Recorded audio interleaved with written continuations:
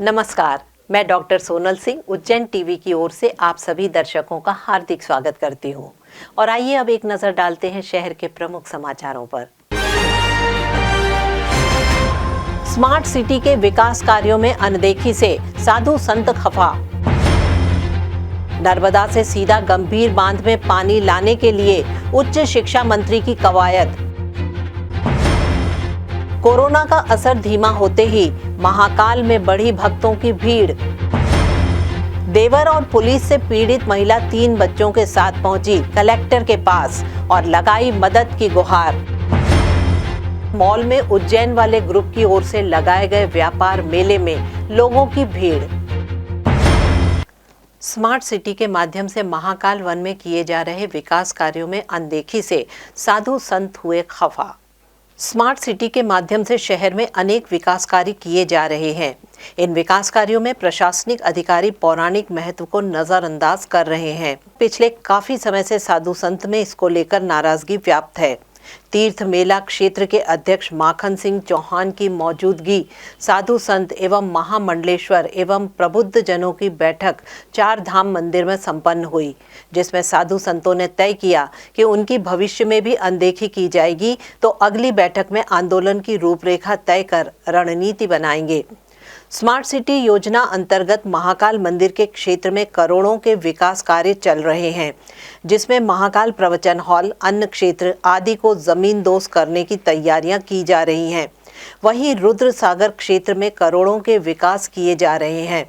इससे साधु संत उनकी अनदेखी से बैठक में आहत नजर आए। मंदिर के प्रति आध्यात्मिक जगत में क्या हो रहा है, प्रशासन की कूटनीति ऐसी चल रही है कि किसी साधु संतों को उसमें आमंत्रित नहीं किया जाता, ना कोई बात बताई जाती कि क्या धर्म को लेकर किया जा रहा है। इस विषय को लेकर हम सब एकत्रित हुए थे। महामंडलेश्वर शांति स्वरूपानंद जी ने कहा कि सिंहस्थ मेला प्राधिकरण के गठन में साधु संतों की भागीदारी हो, ताकि उनका सीधा हस्तक्षेप विकास कार्यों में भी नजर आए। तो हमने दोनों जगह कहा है, सिंहस्थ प्राधिकरण में भी संतों की सहभागिता हो और महाकाल मंदिर में भी संतों की सहभागिता हो, जिससे यहाँ भी आने वाले श्रद्धालुओं को जो कठिनाइयाँ होती हैं वो यहाँ शासन प्रशासन को नहीं ज़्यादा पता होता है। हम लोगों के यहाँ जो ठहरते हैं लोग, वो हमें जब आके बताते हैं तब हम सबको पता होता है अंतर की पीड़ा क्या होती है। तो हमने मांग तो ये भी की है कि संतों को इन सब में भी सदस्य के रूप में मनोनीत किया जाए। तीर्थ मेला क्षेत्र के अध्यक्ष माखन सिंह चौहान ने कहा कि सभी साधु संतों की बात सुनी है। भविष्य में उनकी सहभागिता से विकास कार्यों को नई दिशा दिए जाने के लिए कार्य करेंगे। उनकी अपनी मानसिकता जो है वो ध्यान में आई कि भाई उनकी थोड़ी नाराजगी या ये कहें कि उन्हें भावना है कि हमारे विचारों को भी लेना चाहिए था, समावेश करना चाहिए था, वो नहीं किया। वो आगे करेंगे, प्रशासन का साथ में बैठ करके, आवश्यक हुआ तो संतों के साथ में बैठ करके कर लेंगे बात, कोई कठिनाई नहीं है। जनपद पंचायत की समीक्षा बैठक के बाद उच्च शिक्षा मंत्री बोले, सीधे गंभीर बांध में नर्मदा का पानी लाने के लिए कवायद। मध्य प्रदेश के उच्च शिक्षा मंत्री एवं दक्षिण के विधायक डॉक्टर मोहन यादव ने अपने विधानसभा क्षेत्र की उज्जैन जनपद पंचायत के विकास कार्यों की समीक्षा बैठक ली तथा कोरोना काल के कारण ये बैठक 6 माह बाद बुलाई गई थी। बैठक में कई विकास कार्यों की समीक्षा कर उनमें तेजी लाने के लिए निर्देश डॉक्टर यादव ने दिए। उन्होंने मीडिया से कहा कि इंदौर से गंदा पानी उज्जैन में आने के कारण कई बार इसको लेकर उज्जैन वासियों को परेशानियों का सामना करना पड़ता है। उन्होंने कहा कि उज्जैन में गंभीर बांध वर्षा के पानी पर ही निर्भर रहता है। इस झंझट से मुक्ति के लिए उन्होंने कहा कि इसके लिए ऐसे प्रयास किए जा रहे हैं कि सीधे नर्मदा की पाइपलाइन के जरिए गंभीर डैम को भरा जा सके। इसके लिए जल संग्रहण क्षमता भी हमें बढ़ाना होगी। उन्होंने कहा कि इस बारे में चर्चा कर गंभीर बांध में पानी लाने का प्रयास किया जाएगा। हमारा आपका ध्यान में गंभीर में बड़ा डैम है, हमको उम्मीद करना पड़ती है कि बारिश होगी तो गंभीर का डैम भराएगा, अन्यथा नहीं भराएगा। तो उसमें एक विकल्प ये निकल रहा है कि एनवीडीए के माध्यम से एक लाइन डलवा करके सीधा नर्मदा के पानी से भी गंभीर डैम को भरने की तैयारी कराई है। देश के ज्योतिर्लिंगों में प्रमुख बाबा महाकालेश्वर के दरबार में दीप पर्व आते ही लगी श्रद्धालुओं की भीड़। कोरोना संकट के कारण पिछले 9 माह से जहां सभी रोजगार एवं धंधे चौपट हो गए थे, यहां तक कि मंदिर के पट भी काफी समय से बंद कर रखे थे, परंतु धीरे धीरे शासन की गाइडलाइन के तहत मंदिरों को खोलने में शिथिलता दी गई। उसका असर महाकालेश्वर में आने वाले श्रद्धालुओं पर भी हो रहा है। अब ऑनलाइन व्यवस्था के साथ साथ हजारों की संख्या में प्रतिदिन श्रद्धालु बाबा के दरबार में पहुंचकर दर्शन लाभ कर उनका आशीर्वाद प्राप्त कर रहे हैं। श्रद्धालु इस महामारी से मुक्ति के लिए बाबा महाकाल से लगातार प्रार्थना करते आ रहे हैं ताकि आने वाला दीपों का त्योहार दीपावली परिवार के साथ वे हर्षोल्लास से मना सके। अभी यहाँ काफ़ी दिनों के काफ़ी महीनों से जो कोरोना काल चल रहा था, ये पूरे विश्व में जो चल रहा था, उसकी महामारी यहाँ पर भी सारे मंदिरों में देखी जा रही थी। किंतु आज से जो यहाँ पर जो यहाँ दर्शनार्थियों का आवागमन जो देखा, जो उत्साह देखा, ऐसा लग ही नहीं रहा है कि कोरोना प्रतीत हो रहा है। 3 बच्चों के साथ पहुंची महिला, कलेक्टर से की गुहार, हमारी मदद कीजिए। तराना की रहने वाली एक महिला अपने 3 बच्चों के साथ कलेक्टर के पास पहुंची और रोते हुए बोली, पति पिछले 3 वर्षों से एक फाइनेंस कंपनी से लिए गए लोन की किश्त चुकाने से परेशान होकर चला गया। उसका देवर पुलिस की मदद से मकान पर कब्जा कर उसे बेघर करना चाहता है। तमाम जगहों पर शिकायत करने के बाद भी उसकी कोई सुनवाई नहीं हुई तो चंचल कालरा तराना से उज्जैन कलेक्टर आशीष सिंह के पास पहुंची, परंतु कलेक्टर की बजाय अन्य अधिकारी से उसकी मुलाकात कर अपनी पीड़ा बताई। उसने मीडिया से कहा कि श्रीराम फाइनेंस कंपनी से उसके पति ने कोई लोन ले रखा था, परंतु नोटबंदी और लॉकडाउन के चलते उनका सारा व्यापार चौपट होने से वो किश्त नहीं चुका पाए। बार बार फाइनेंस कंपनी के तंग करने की वजह से वो घर छोड़कर चले गए। उसके सामने जीवन यापन करना मुश्किल हो गया। टीआई साहब के पास तराना में 12 दिन पहले ही गई हूँ। जब देवर परेशान कर रहा था तो उन लोगों ने मेरी कोई सुनवाई नहीं लिखी। मेरे पास रिकॉर्डिंग है, 2 घंटे थाने पे परेशान होकर आई हूँ। बस उन्होंने एक कागज़ लिख लिया मेरा बहुत बोलने के बाद, पर उसकी ना कोई रिसिप्ट दी। मेरे चाचा चाची हर 2-4 दिन में हमको परेशान करने के लिए आ जाते हैं। कभी भी कोई पुलिस वाले को भी बुला के ले आते हैं और हमको घर से निकलवाने की बहुत कोशिश करते हैं। उन्होंने एवं बच्चों ने जिला कलेक्टर से गुहार की है कि उसके देवर और पुलिस वाले आदि के खिलाफ कार्यवाही कर उन्हें आज़ादी से सांस लेने के साथ सुख शांति से जीने दिया जाए।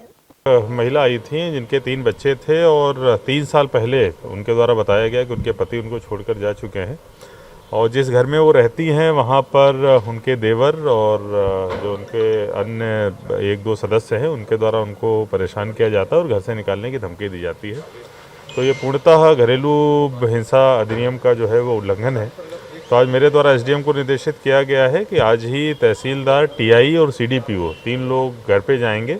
एक बार हम लोग जैसा कि करते हैं घरेलू हिंसा के मामलों, घरेलू हिंसा तो नहीं कहूँगा, जो इस प्रकार के पारिवारिक विवाद होते हैं उनमें एक बार काउंसलिंग करने की कोशिश करते हैं। तो आज एक बार हम लोग काउंसलिंग करके देखेंगे। अगर आज के बाद फिर भी समस्या अगर आगे रहती है तो प्रकरण दर्ज करा के जो भी संबंधित है उनके खिलाफ कड़ी से कड़ी कार्रवाई करेंगे। लेकिन किसी भी हालत में इस महिला को उसके घर में पूर्णतः अधिकार के साथ में आगे भी रहने के लिए जो भी चीज़ें चाहिए होंगी उनको सुनिश्चित किया जाए। अर्नब गोस्वामी के खिलाफ की गई कार्यवाही की निंदा, दिया ज्ञापन। Madhya Pradesh working journalist union Ujjain इकाई ने राष्ट्रपति के नाम स्थानीय जिला प्रशासन मंत्री मोहन यादव को ज्ञापन देते हुए रिपब्लिक टीवी के संपादक अर्नब गोस्वामी के खिलाफ दुर्भावना से प्रेरित होकर की गई कार्यवाही की निंदा करते हुए उन्हें रिहा कराए जाने की मांग की। एमपी जर्नलिस्ट यूनियन उज्जैन इकाई के अध्यक्ष संजय पुरोहित एवं दीपक बेलानी, अरुण शर्मा, मनोज भटनागर ने ज्ञापन का वाचन करते हुए मांग की कि तत्काल अर्नब गोस्वामी को रिहा किया जाए। किसी भी पत्रकार को जिस ढंग से अपमानित करके अर्नब गोस्वामी जी को गिरफ्तार किया गया है, महाराष्ट्र सरकार ने ये प्रेस की स्वतंत्रता में एक तरह से गलत स्टेप उठा ली है। उनको माफ़ी मांगना चाहिए, इमीडिएट उस मुकदमे से उनको बाहर करना चाहिए और जो इसमें इन्वॉल्व हुए उन पर सब पे कार्रवाई होना चाहिए। मैं इस बात का सहमत हूँ कि पत्रकार अपनी जान पे खेल करके बड़ी ताकत के साथ जनता में सच्चाई लाने का प्रयास करते हैं। जैसा कि पूरा भारत देश जानता है, पत्रकार जितने भी हैं चौथा स्तंभ जिसके ऊपर कड़ा प्रहार हुआ है, और एक पत्रकार साथी नहीं, हर पत्रकार इस चीज़ से दुखी है, क्योंकि अगर प्रहार हुआ है तो ये एक जलन भावना से हुआ है। आज अर्नब गोस्वामी के जो पत्रकारों पे जो अत्याचार हो रहा है उसके विरोध में हमने हमारे जो प्रदेश अध्यक्ष राधा वल्लभ शारदा जी के निर्देशानुसार हमारा ज्ञापन का आवेदन प्रस्तुत किया है। आपसी विवाद में पत्नी की कुल्हाड़ी से हत्या कर पति हुआ फरार। उज्जैन के समीप इंगोरिया थाना अंतर्गत ग्राम लखेसरा में एक युवक ने अपनी पत्नी की कुल्हाड़ी से हमला कर उसकी हत्या कर दी। हत्या करने के बाद वो फरार हो गया। पिछले 13 वर्षों से लखेसरा का रहने वाला रितेश अपने ससुराल देपालपुर में पिछले 10 वर्षों से रहता है। दीपावली के लिए वो अपनी मां से मिलने आया था। रात्रि में अचानक उसकी मां को अपने पुत्र के कमरे से बहू की आवाज आई तो दरवाजा खटखटाया। कमरे में देखा तो उसकी बहू लहूलुहान हालत में पड़ी थी। पुलिस को सूचना देने के बाद उसके शव को जिला चिकित्सालय भेजा गया तथा रितेश के खिलाफ हत्या का मामला दर्ज किया गया। लीलाबाई जो है उसकी माँ, उसने देखा कि उनकी बहू को जो है उनका पुत्र रितेश कुल्हाड़ी से गर्दन पर वार करके मार के भाग गया। इस सूचना पर लीलाबाई की रिपोर्ट पर आरोपी रितेश के खिलाफ 302 का अपराध पंजीबद्ध किया गया है। विवेचना है, पीएम अभी कराया जा रहा है और आरोपी की तलाश किया गया। कॉस्मोस मॉल में उज्जैन वाले ग्रुप की ओर से लगाए गए व्यापार मेले में लोगों की भीड़। सोशल मीडिया के उज्जैन वाले ग्रुप के सौजन्य से नानाखेड़ा स्थित कॉस्मोस मॉल में लगाए गए व्यापार मेले से व्यापारी उत्साहित हैं। जनता से लगातार मिल रही सराहना और खरीदारी के कारण उनमें ऐसे मेले के आयोजन को लेकर फिर से आत्मविश्वास लौट आया है, जो लॉकडाउन के कारण उनका व्यापार व्यवसाय चौपट हो गया था।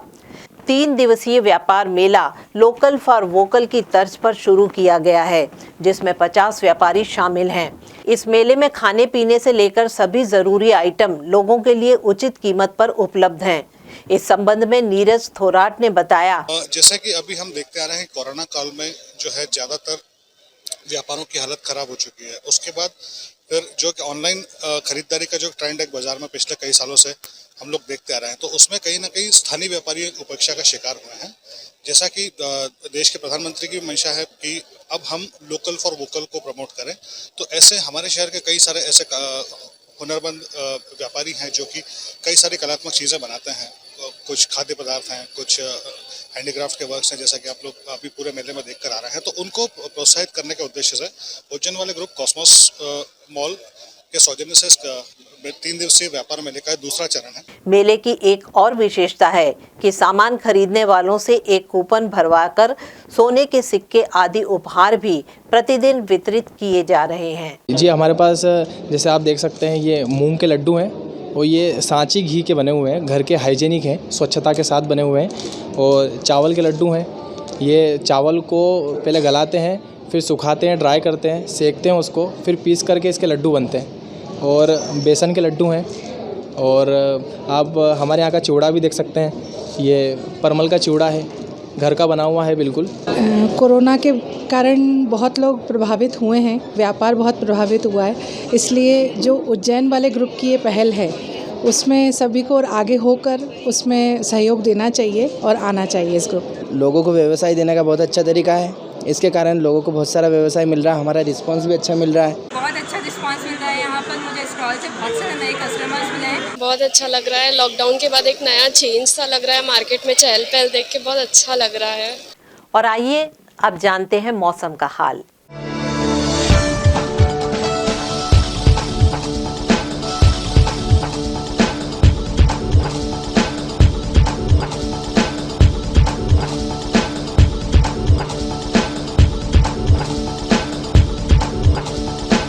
और अंत में शहर के प्रमुख समाचार एक बार फिर।